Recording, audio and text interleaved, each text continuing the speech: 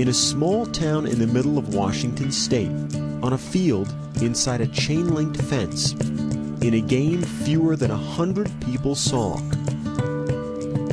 A home run memorable not for the distance it traveled, or the game it decided, but for the meaning it carried. The last Saturday in April, the second game of a softball doubleheader between Central Washington and Western Oregon. Well, we were both neck and neck fighting for the conference championship. As a senior, this was Sarah Tucholsky's last chance to win a championship.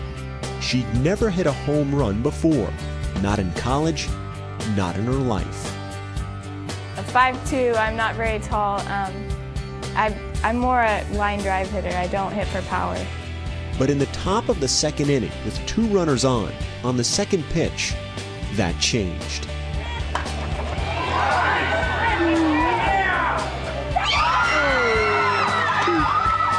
I hit that pitch and it just went.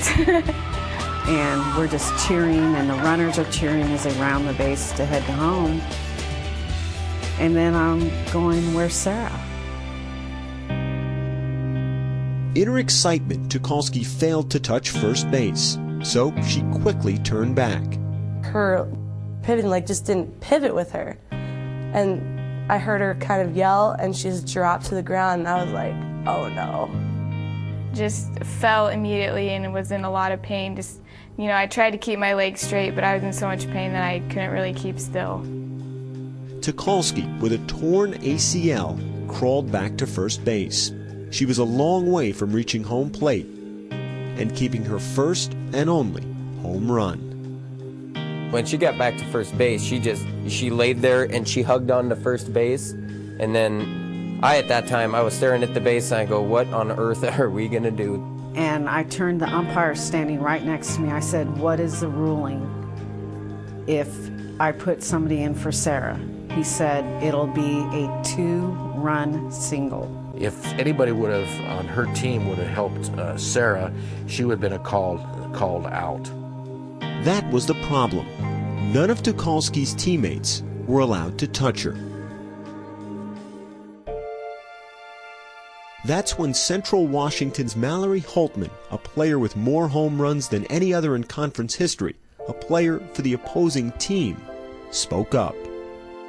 I went to the home plate umpire and asked if we could pick her up and carry her, and he looked at me a little strange.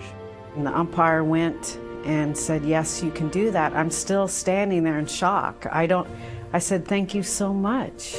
We asked her, is it okay if we pick you up and carry you around the bases? And I say yes, and and say thank you.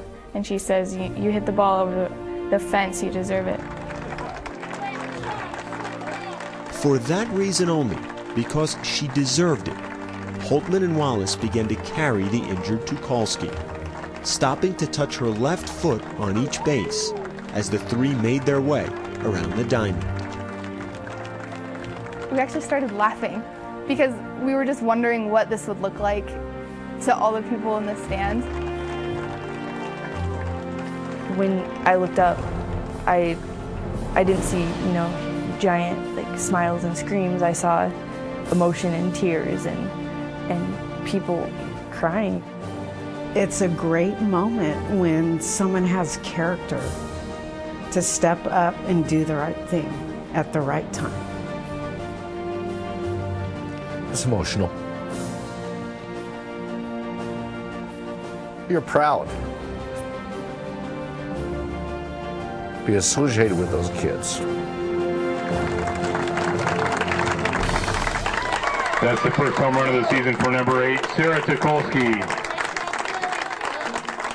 The fact is, I made my goal. I hit a home run, and yeah, it's my last at-bat of my career, but I, made my goal, so I'm proud of myself.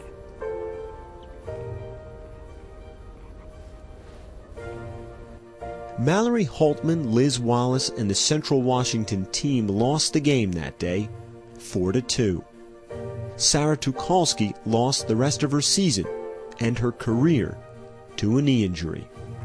But for the spirit of sportsmanship, a greater victory, made on a long trot around the bases, a trip that truly touched them all. I have a lot of respect for her and put her in high regards, her and her teammates. And, I can't thank her enough.